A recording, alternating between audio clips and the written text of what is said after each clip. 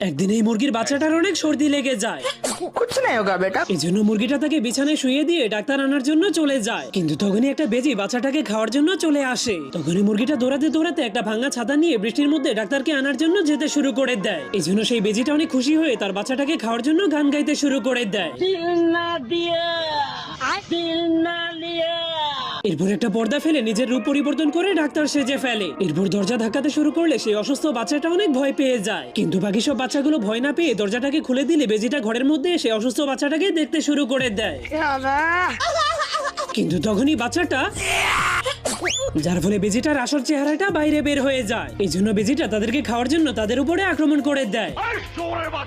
এই জন্য তখনই একটা বাচ্চা বেজিটার সঙ্গে যুদ্ধ করার জন্য যুদ্ধের বাঁশি বাজিয়ে দেয়। এরপর সবগুলো বাচ্চা এক এক করে বোতলের ঢাকনা দিয়ে নিজেদের উপরে হেমলেট লাগাতে শুরু করে দেয়।